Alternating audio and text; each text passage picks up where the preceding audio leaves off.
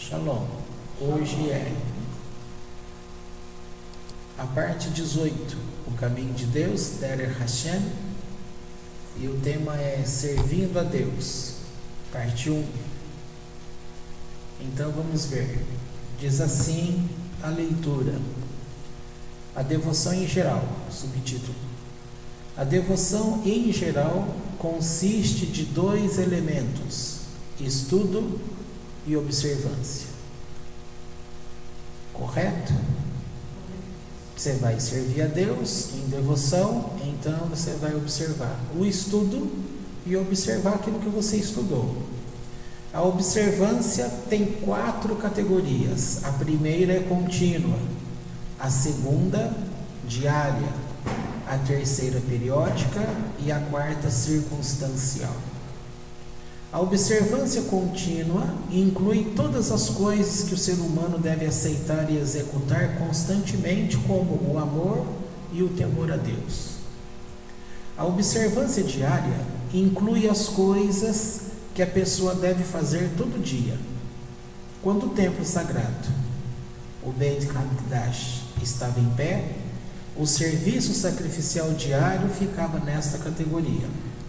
Hoje, isto inclui observações como o serviço das orações diárias e o Shema.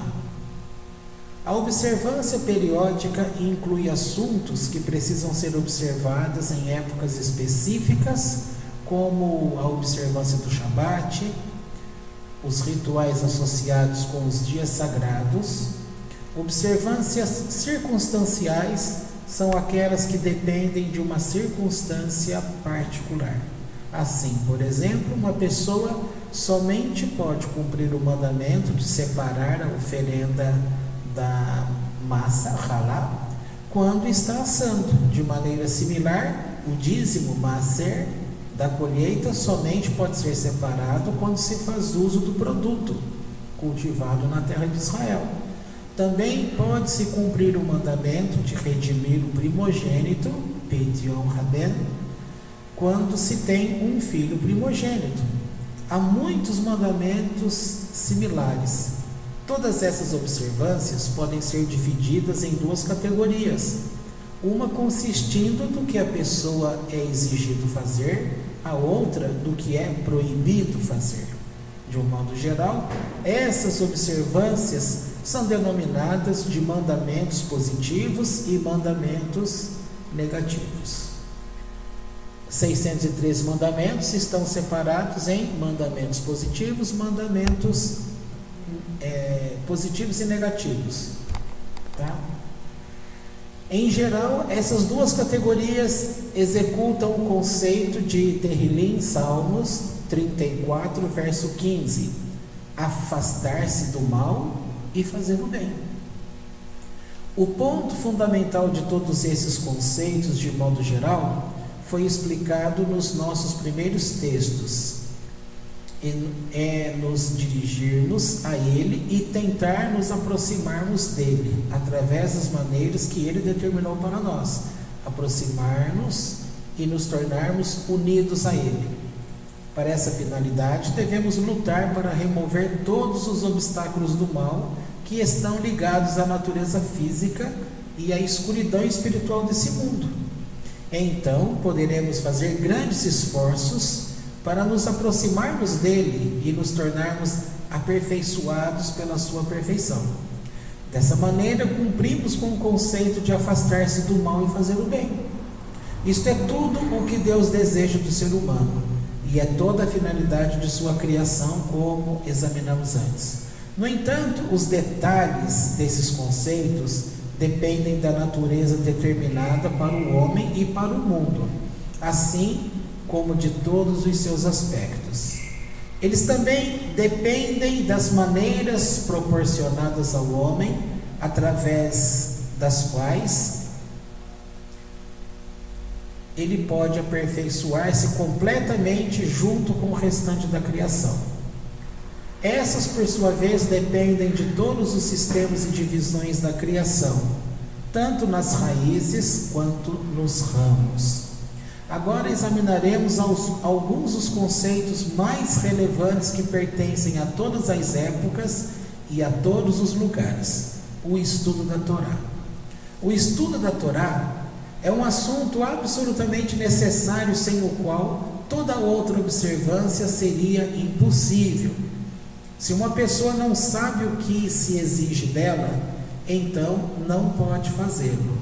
Além disso, o estudo da Torá também cumpre função muito importante no aperfeiçoamento do ser humano, como já explicamos brevemente antes. Agora vamos nos estender sobre este ponto. Entre as influências concedidas por Deus para o bem de sua criação, há uma que é superior a todas as outras e cuja essência é mais excelente e significativa que tudo mais que possa existir. Bom, até aqui acho que não preciso explicar nada, né? Porque está claro em dizer que você tem estas funções de estudo de Torá e de cumprimento daquilo que se estudou, mostrando que cumprir estas coisas está dividido naquelas 4 categorias, porque tem coisas que você vai fazer de tempo em tempo. Cumprir Shabat, uma vez a semana.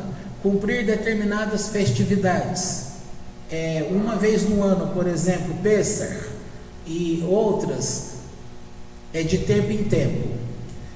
Então, fica claro que enquanto algumas são diárias, outras é uma vez no ano, outras é uma vez a semana, como o Shabat, e outras coisas é de uso contínuo, todo dia e para sempre, como fugir do mal, fazer o bem e servir o amor, temer a Deus, né?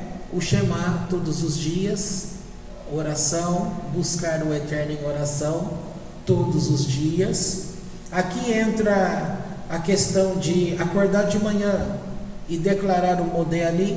Isso é diário, e quem dorme depois do almoço, a famosa sesta, se na hora que ele acorda, ele deve também recitar, fazer no caso a lavagem das mãos, Netilat Yadayim, de manhã, porque ele dormiu, a alma sai do corpo. Quando retorna, a pessoa precisa tirar aquelas impurezas que porventura ficou.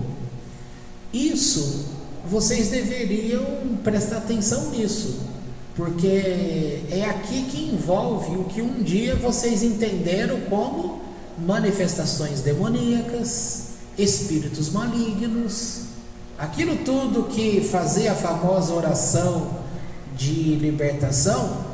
Aqui você encontra no Netilat Yadayim uma forma que Deus declarou ao povo, sem fazer aquela balbúrdia, sem fazer aquele escândalo, simplesmente tratando o homem no cerne da questão. Como é sabido que a alma de todo ser humano não precisa ser evangélico, não precisa ser católico, não precisa ser o famoso crente, o homem da bênção, não precisa ser judeu, não precisa ser basta ser humano, porque a regra ela vale para todos. Quem for ser humano, ao dormir, ele vai experimentar 1/60 da morte. Isso é determinado.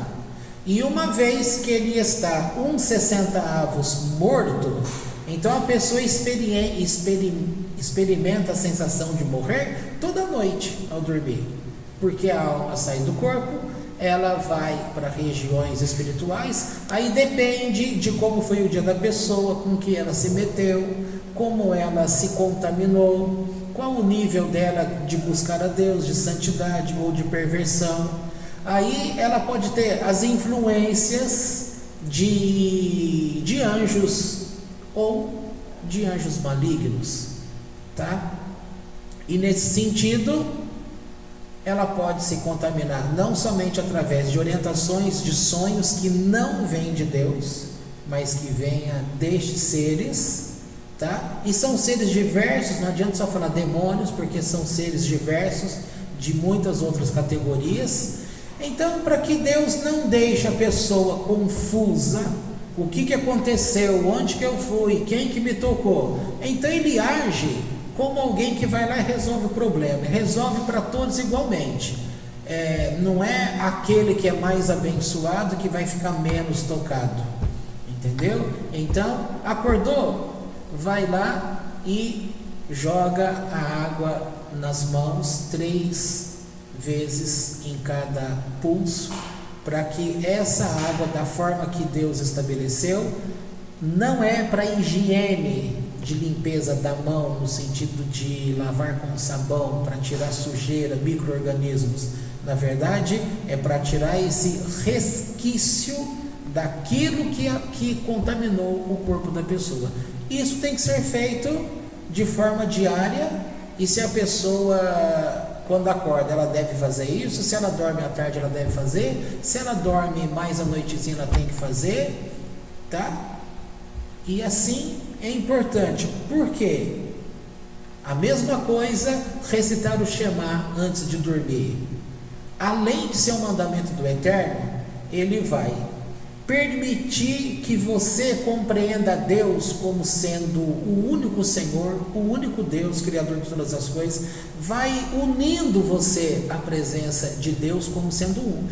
Consequentemente, vai afastando você de conceitos da própria religião, de conceitos que vai mostrar para você em liberdade a diversidade de outros deuses, ou seja, é um combate à idolatria. Além disso, ele vai criar uma proteção na região cerebral. O cérebro funciona por ondas elétricas, e muitos seres espirituais, eles também funcionam neste nível de frequência. Então, na hora que você está dormindo, o que chega? Chega um chat perto de você e ele vai mandar a conversa fiada dele para dentro do teu cérebro, usando o que? Porta aberta, pecado? Não, frequência cerebral. Então ele manda a informação. Quando você recita o Shema antes de dormir, Deus altera essa frequência, deixando numa frequência diferente dos shedim, dos demônios. Então, na hora que eles chegarem perto e tentar colocar alguma coisa para dentro, não vai entrar, a porta está fechada. Quem é que fechou? O Eterno fechou. Então, essas coisas é muito bom deixar claro, porque Deus faz isso indistintamente a todos aqueles que cumprem este mandamento. Eu já atendi pessoas em consultório que não conseguia dormir, dormia 1-2 horas por noite só, e não era Bnei Noach, não era judeu, e eu então pedi para ela acatar esta ordem divina, e ensinei a ela recitar o Shema. Em 15 dias ela retornou comigo dizendo que desde o primeiro dia ela passou a dormir. Que experiência ela tinha de conhecimento de Torá? Nenhuma. Ela era evangélica, acostumado. Eu não pedi para ela deixar de orar do jeito dela de evangélico, não me meti em questão nenhuma, simplesmente atuei no foco do problema. A questão era a falta de dormir por causa de perturbações. Então o Shema resolveu o problema, tá? Isso está dentro dessa categoria de agir, de buscar a Deus, de estudar a Torá, de praticar a Torá.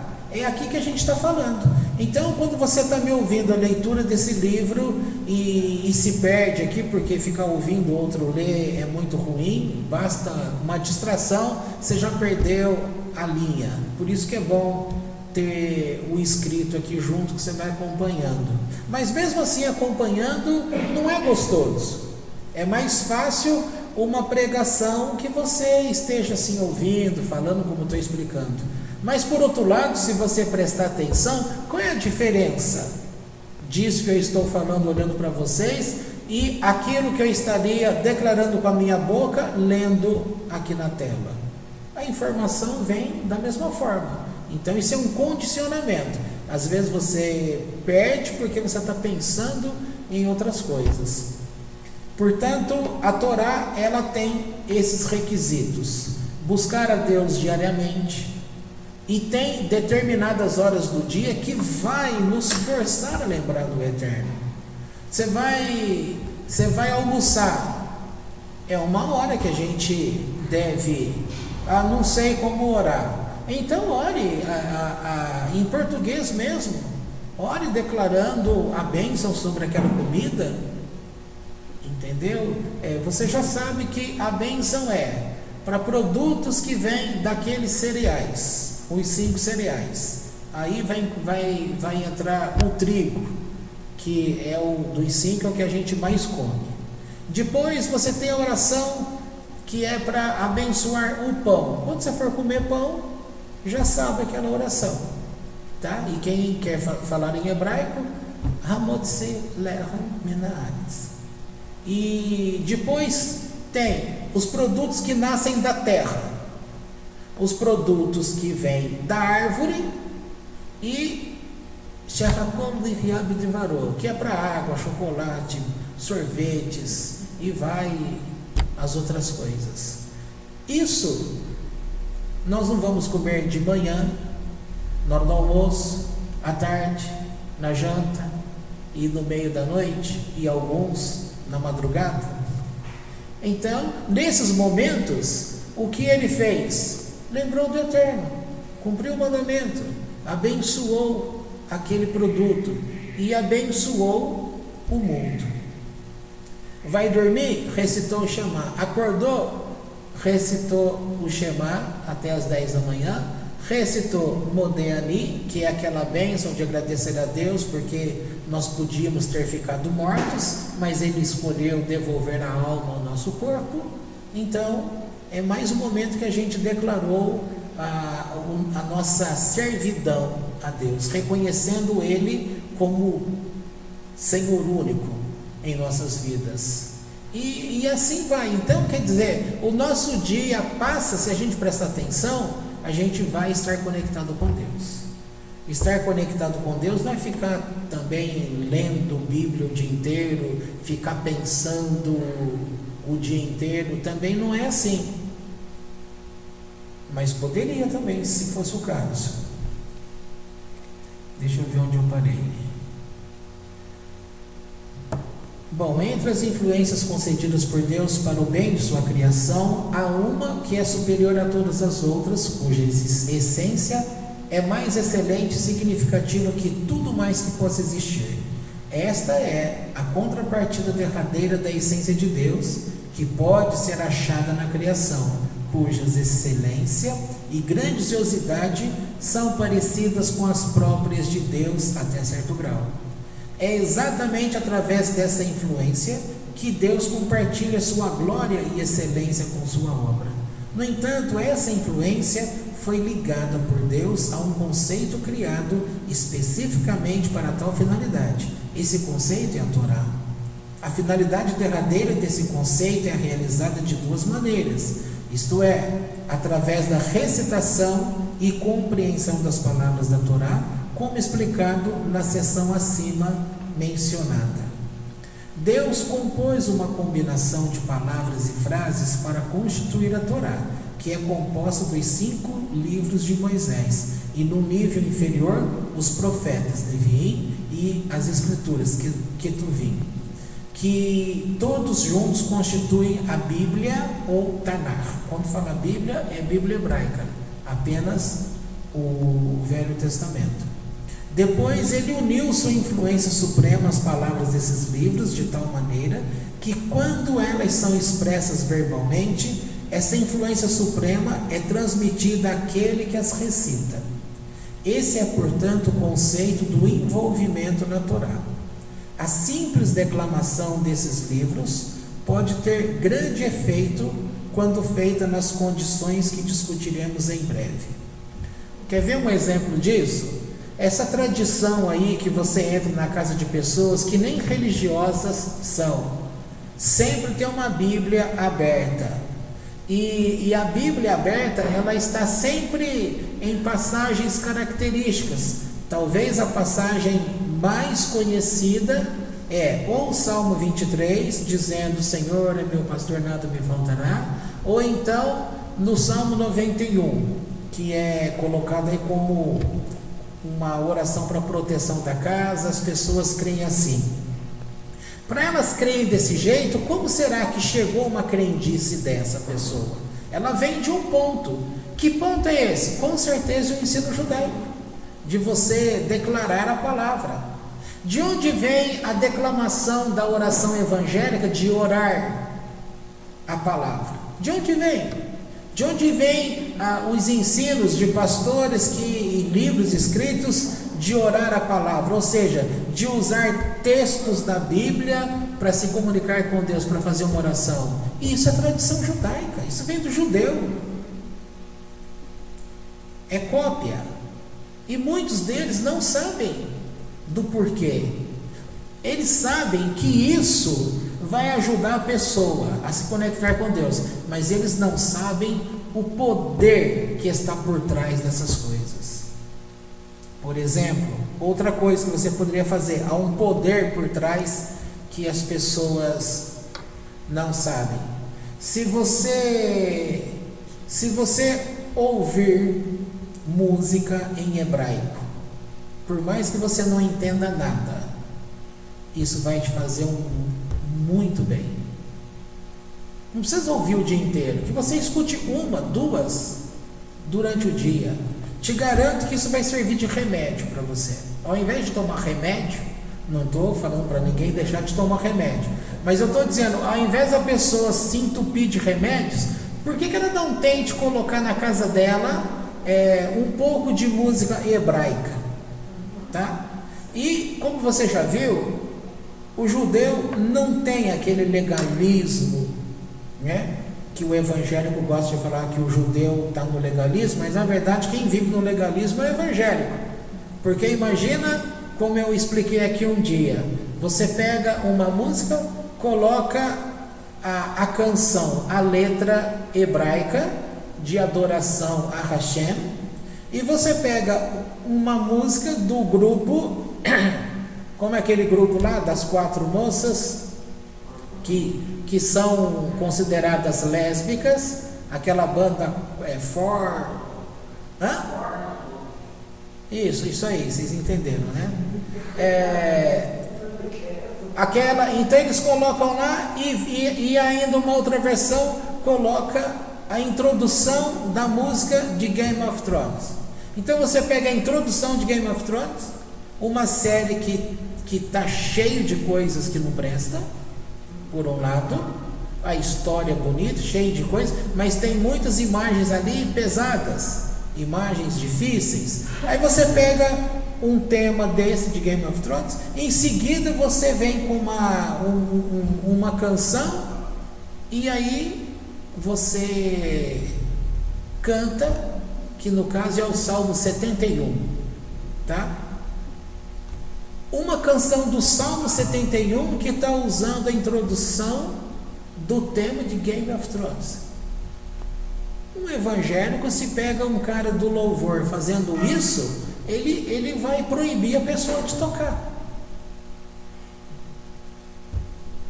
Eu fui proibido uma vez na igreja de tocar no louvor da igreja, porque a gente estava usando aquela sapatilha, alpargatas, que na época era muito famoso, ou então esses calçadinhos que eu uso aí, Dockside, né?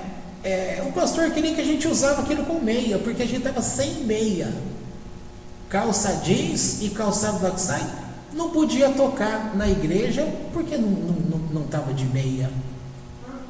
Então a meia aí, diz ele que estava fazendo uma grande diferença. Agora a gente vem aqui e pode cantar Ose Shalom Bimromav, Ose Shalom Shalom Aleinu. Entendeu? Isso é a melodia da banda que é formada por 4 homossexuais.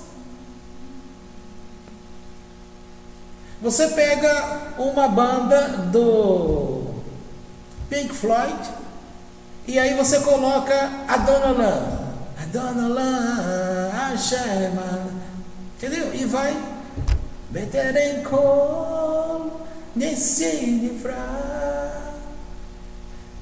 O que você está cantando ali? Uma melodia de Pink Floyd. E há algum problema nisso? Nenhum. Então você tem música hebraica para Hashem, em blues, em tudo quanto é jeito.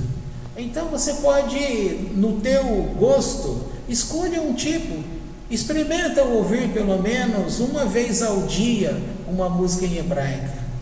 Porque há um segredo nessas letras hebraicas. Você nem precisa entender. Basta só aquele som penetrar na tua casa. Muitas coisas que pode estar na tua casa, te garanto que vai embora. Tá? Então eu estou trazendo, lembrando que muitas pessoas que nem religiosas são, elas colocam a Bíblia aberta, que a Bíblia fica até amarelada, porque nunca muda aquela página.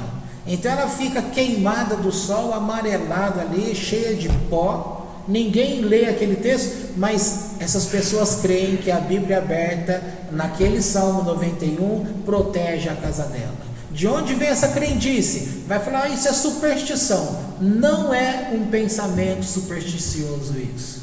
Isso vem de um fundamento, e esse fundamento vem lá do povo judeu.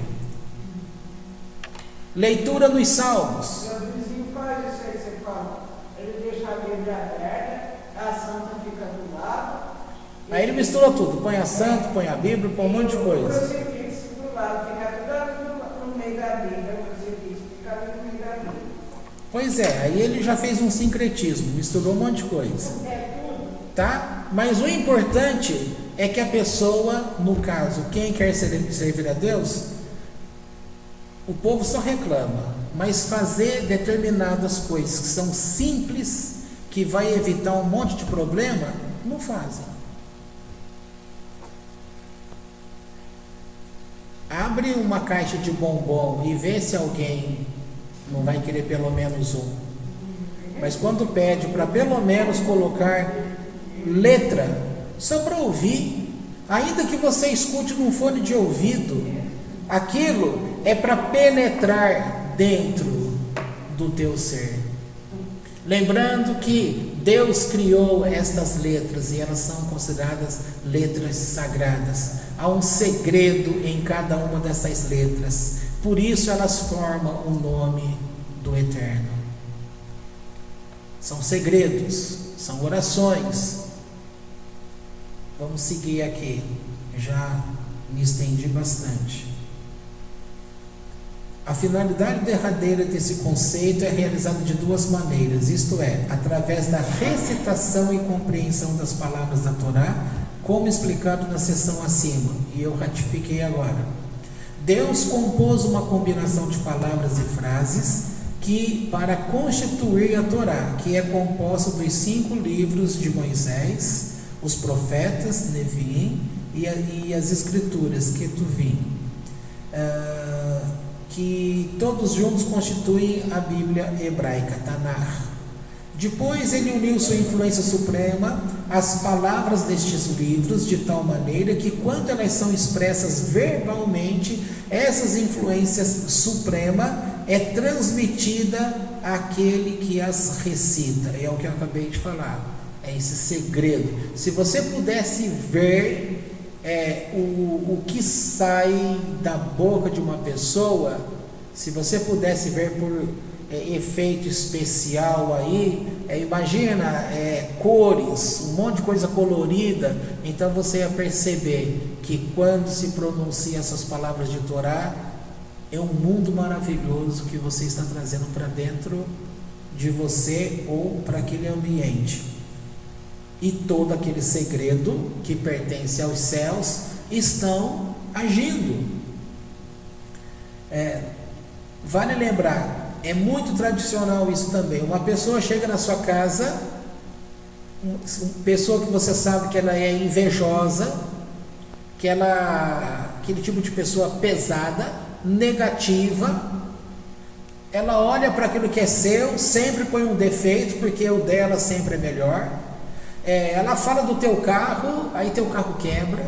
Ela fala daquela planta bonita, no outro dia a planta seca, tá? E o que ele usou? Palavras. Mas o que tem dentro dessas palavras? Vem muitas coisas. Então o que tem dentro dessas palavras do hebraico? Vem muita coisa dos céus aí. E você pode trazer isso para dentro de você, para os órgãos do seu corpo, tá? Lembrando que o nosso corpo todo é constituído por letras hebraicas também. E você pode estar reordenando o significado dessas palavras no teu ser. Então a riqueza aqui é muito grande. Está além de simplesmente você chegar e simplesmente recitar alguma coisa, tá? Agora, simplesmente recitar por recitar, embora eu estou dizendo que já tem um efeito grande, por outro lado, em muitos momentos, apenas recitar não vai ter sentido nenhum, porque, como é dito, é preciso kavaná, intenção. Você tem que ter intenção, aquilo tem que vir forte do coração, aí tem validade. Já li esse pedaço? Bom, a simples declamação desses livros pode ter grande efeito quando feita nas condições que discutiremos em breve. Ele vai entrar nesse assunto, o livro. O mesmo é válido em se tratando de sua compreensão, que eu acabei de falar. Através do conteúdo do verdadeiro significado dessas palavras, essa influência é transmitida àquele que as compreende, exatamente como no caso de todas as outras influências e conceitos da criação. Essa influência tem muitos graus. Os efeitos tanto da recitação quanto da compreensão, portanto, são diferenciados de modo que for julgado adequado pela sabedoria suprema. Portanto, cada recitação diferente transmite um grau particular dessa influência. O mesmo é válido para a compreensão. Porém, não há nenhum elemento do estudo da Torá que não transmita algum grau dessa influência superior, sempre que as condições necessárias sejam cumpridas. É óbvio que quanto mais alto for o nível de compreensão, maior será a influência correspondente derivada dele. O indivíduo que entender apenas a linguagem de um trecho da Bíblia, portanto, não é igual àquele que compreende o seu significado. Da mesma forma, aquele que compreende somente seu significado superficial não é igual àquele que se aprofunda mais. Outro assim, até mesmo quando alguém penetra no significado mais profundo, quanto mais se aprofundar, mais alto será o seu nível. Contudo, um aspecto do amor de Deus é que até mesmo o nível de compreensão mais baixo pode transmitir um grau dessa influência. Todo aquele que compreender qualquer elemento da Torá pode beneficiar-se dessa grande influência, apenas como resultado do que está ligado a esta compreensão. O mesmo é válido para aquele que não compreende as palavras em absoluto, mas somente as lê. Até esse é um meio através do qual um pouco dessa influência pode ser concedida. Em maior ou menor medida, virtualmente todo judeu, portanto, tem acesso a essa influência suprema. Por conseguinte, um nível de influência da Torá é recompensar o esforço que as pessoas colocam nela, de acordo com a verdadeira medida desse esforço. Além disso, existe outro aspecto em nível, e ele consiste em retificar a criação como um todo. Não há nenhum elemento em toda a criação que não seja retificado através da Torá. Outro assim, cada elemento da Torá tem a capacidade de aperfeiçoar alguma parte da criação. O indivíduo que queira servir ao seu Criador com devoção completa deverá, portanto, envolver-se em cada aspecto da Torá até o máximo de sua capacidade. Através disso, ele poderá tomar parte na retificação de toda a criação. Vamos lembrar conceitos aqui? Então, na época antes da entrega da Torá, quando foi entregue para Moisés, o que acontecia no modo de servir a Deus? Essa experiência espiritual, ela invadia o mundo físico e transformava o mundo físico? Não transformava. Mas quando a Torá foi entregue a Moisés, a Torá como livro, palavra, aquilo que vem do céu e todo esse segredo da parte de Deus, na hora que a pessoa está usando a Torá, agora ela passa a ter direito de influenciar o mundo físico. Portanto, a Torá, ela une o céu com a terra. Isso aqui é importante, você nunca esquecer. Isso aqui é um diferencial. Através disso, ela poderá tomar parte da retificação de toda a criação, que eu expliquei. Portanto, nossos sábios nos ensinam: cada pessoa deve dividir o seu estudo de modo tal a incluir 1/3 de escritura, 1/3 parte da Mishnah e 1/3 de Gemara. Isso inclui cada elemento da Torá, e a pessoa deve dividir esse estudo entre elas, até captá-las todas, sem omitir nada. Isso aqui para o Bnei Noach é muito difícil, tá? A quantidade de estudo da pessoa em cada área, no entanto, deverá depender de sua própria natureza e situação particular. Para ter o seu efeito desejado, bom, deixa eu voltar. Por que eu falei que isso é muito difícil para o Bnei Noach? Primeiro, Gemara, Mishnah é Talmud. É escrito em aramaico, hebraico. Em português tem alguns tratados agora. É muito difícil estudar sozinho essas coisas, tem que ter um mestre. Então, aqui esse pedaço para nós, Bnei Noach, é muito complicado, tá? É isso que eu quis dizer. Para ter o seu efeito desejado, o estudo da Torá deverá obedecer às duas condições, são elas: a reverência pelo estudo em si e a retificação constante dos próprios atos da pessoa. O único motivo pelo qual a Torá tem algum poder é porque Deus uniu sua influência mais preciosa a ela, tornando-a dependente da Torá. É por esse motivo que a recitação e a compreensão da Torá podem transmitir essa influência. Se Deus não tivesse feito assim, então a Torá não seria diferente de nenhum outro livro educacional que abrangesse os diversos aspectos da pesquisa natural. Esses livros podem conter informação exata e valiosa, mas eles não incorporam nenhum significado e excelência na alma de uma pessoa que os lê, declama ou compreende. Livros como esses, por outro lado, não têm nenhum poder em absoluto para retificar a criação. No entanto, a influência da Torá é uma coisa divina, como examinamos antes. Não só isso, mas também é o mais alto e o mais importante de todos os conceitos transmitidos e encaminhados por Deus ao homem. Devido a esse fato, é imperativo que a pessoa tenha reverência e admiração quando estiver lendo a Torá. O que ela está fazendo, então, é aproximar-se do seu Deus e envolver-se na transmissão da grande luz de Deus para si mesmo. O indivíduo envolvido na Torá, portanto, deverá sentir-se envergonhado de sua inferioridade humana e deverá tremer perante a grandiosidade de Deus. Ele deverá regozijar-se no que é capaz de atingir, mas até mesmo isso deverá estar combinado com o maior temor possível. É da maior importância que a pessoa não se comporte frivolamente ao estar envolvida na Torá e que não mostre nenhum desrespeito pelos seus livros ou suas palavras. Quando estiver ocupado com a Torá, a pessoa deve estar ciente perante quem está.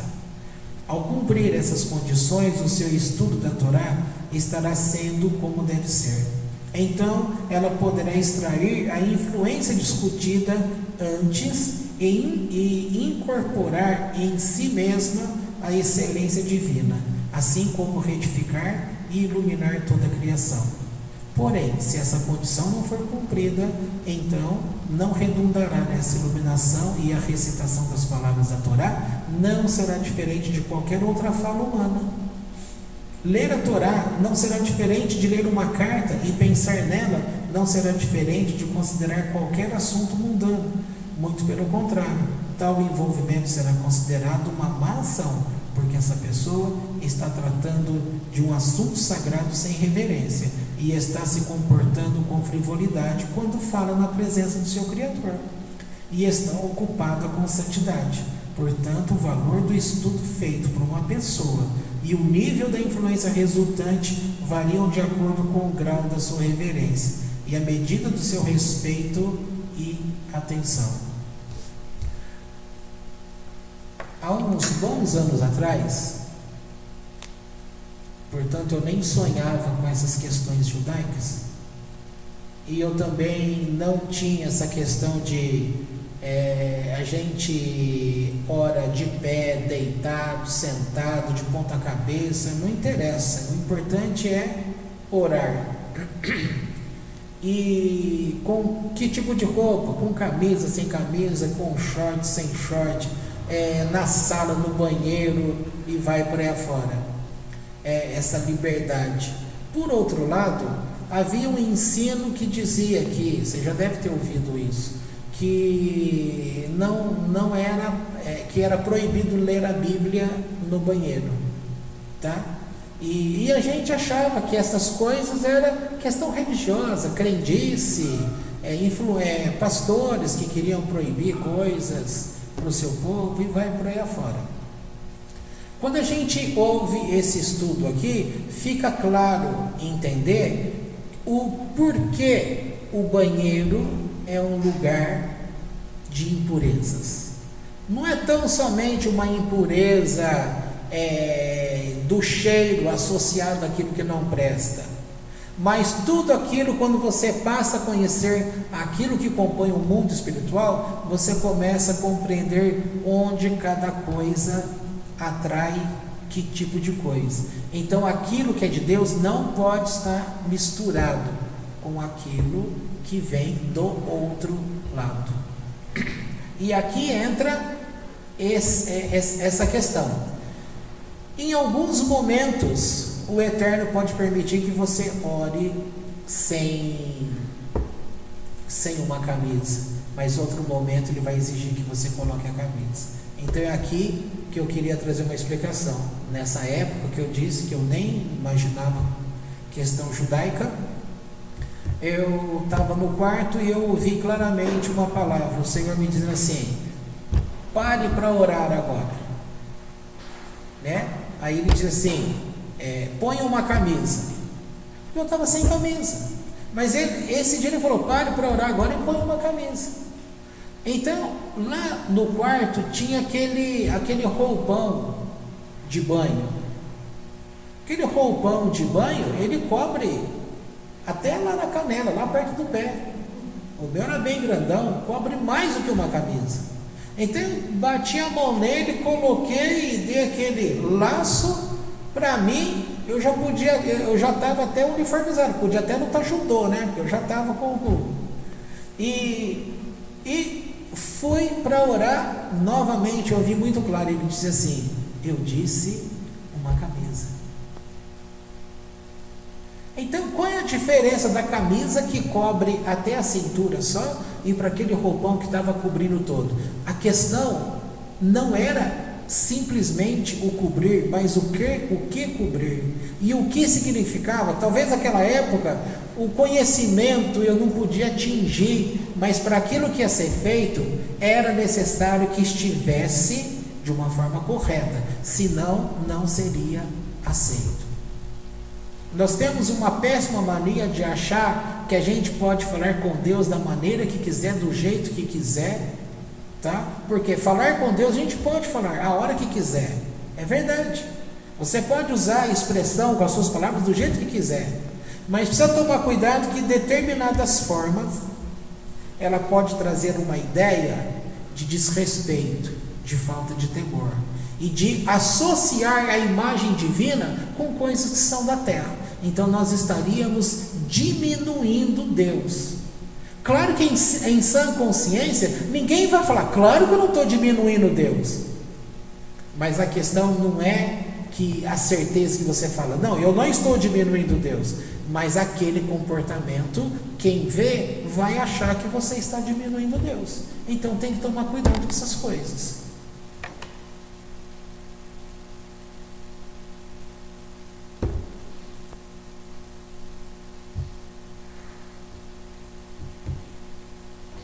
Bom, a segunda condição é a retificação dos próprios atos da pessoa. Aquele que desejar atrair a influência de Deus deverá ser digno dela e estar preparado para fazê-la. Só falta meia página. Se uma pessoa se aviltar com o pecado e a culpa, então ela se divorcia do seu Criador e se corrompe através das forças da poluição e do mal. Deixa eu dar um outro exemplo aqui.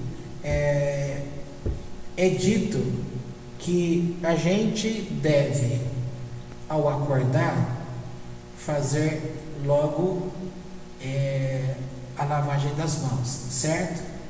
E não devemos colocar a mão na boca, nos olhos, não é isso? Por quê? Porque as nossas mãos estão impuras, porque é proibido pela Torá você colocar a mão em partes cobertas. O que é parte coberta? Aquela parte que você cobre. Exemplo simples: o homem usa cueca, mulher usa calcinha e sutiã. Aqui são dois exemplos, área do corpo que são cobertas, tá? E isso é considerado, se são cobertas, é porque há alguma coisa que você não precisa saber o que é, no sentido espiritual, mas há alguma coisa ali, entre aspas, de sujeira espiritual, que quando você coloca a tua mão ali, você está se contaminando. Por isso que você dormindo à noite, dormiu, você não sabe para onde foi tua mão. Então, para não correr riscos, né? Imagina uma coceira. Coçou em algum lugar, né? Você vai lá e coça, entendeu? E aí acordou de manhã, não põe a tua mão, porque senão você estaria em más lençóis, tá? Isso é exemplo. Vai falar assim, que besteira. Há muitas coisas que não é besteira, é um conhecimento que Deus está te dando sem te fazer compreender. A não ser que você vai estudar o assunto, você vai entender o porquê. Fora isso, para o leigo, só de você ouvir, não custa nada. Não toque com a tua mão após levantar antes que você a lave. Não é lavar por higiene só, não, gente. Isso aqui é algo espiritual. Por isso, Netilat Yadayim é extremamente importante, tá? Onde eu estava, me parei aqui. Repetindo, se uma pessoa se aviltar com o pecado e a culpa, então ela se divorcia do seu Criador e se corrompe através das forças da poluição e do mal. Coloca-se na categoria sobre a qual está escrito Salmo 50, verso 16: aos malvados Deus diz, o que haveis por falar os meus estatutos? De maneira similar, os nossos sábios nos ensinam, todo aquele que ensinar a um aluno indigno é como aquele que comete idolatria por jogar uma pedra na adoração de Mercúrio. Quando uma pessoa é indigna, o seu estudo da Torá não atrairá nada do acima mencionado, da acima mencionada influência, em nenhum grau em absoluto. Então o que está dizendo aqui? Que uma pessoa indigna em que o jeito que ela vive, as palavras que vivem na boca dela, o comportamento dela, ela vai estudar Torá, nesse sentido ela vai atrair essas coisas? Não vai atrair. Por quê? porque Deus não está associado com esse tipo de sujeira ambiente. A pessoa, ela vai ter que ter um comportamento, se colocar num comportamento digno, para que ela possa usar as coisas sagradas de Deus, tá? Repetindo aqui, quando uma pessoa é indigna, o seu estudo de Torá não atrairá nada da acima mencionada influência, em nenhum grau, em absoluto. Todavia, nossos sábios revelaram um mistério muito grande, ou seja, que se os malvados não abandonassem o estudo da Torá, posteriormente eles retornariam a Deus. Apesar de não terem o poder de transmitir nada de Deus, como examinamos anteriormente, as palavras da Torá, elas próprias são intrinsecamente sagradas. Aquele que se envolve coerentemente com a Torá, portanto, recebe dela constantemente uma pequena medida de motivação espiritual. Então, por isso que está falando, aquelas pessoas, os malvados, que acabam se afastando da Torá, se eles não se afastassem da Torá, mesmo eles estando nesta condição de indigno, ia chegar um ponto que eles iriam aproximar-se de Deus, justamente por causa da santidade da Torá. Apesar de ser essa a sombra mais fraca possível da verdadeira iluminação, o fato de ser constantemente reforçada lhe dá o poder de, em última instância, vencer uma pessoa e torná-la novamente boa. Assim, nossos sábios nos ensinam que Deus disse: se eles tivessem mantido minha Torá, a luz nela os teria trazido de volta para o bem. É isso que eu acabei de falar. Então, o que é que Deus diz? Se eles tivessem mantido minha Torá, a luz nela, a luz onde? A luz na Torá, a luz nela os teria trazido de volta para o bem. Quem que traria de volta para o bem? Esses malvados. No entanto, é óbvio que isso não é verdade no caso de um indivíduo que se envolve com a Torá de maneira irônica ou frívola. Também não se aplica àquele que perverte seu significado real. A única época na qual a Torá pode ter até mesmo esse benefício é quando uma pessoa se envolve nela com a mesma seriedade e honestidade intelectual que deveria ter ao estudar qualquer outra disciplina. Quando uma pessoa se purifica e santifica, então o seu estudo lhe transmite um grau de influência que depende do seu nível de preparo. Quanto mais ela se preparar, maior será o valor e o poder do seu estudo. Então aqui acaba essa parte. Semana que vem a gente vê a parte 19, que é a parte 2 de servindo a Deus. Aí vai começar a falar sobre amor e temor a Deus. Tá bom?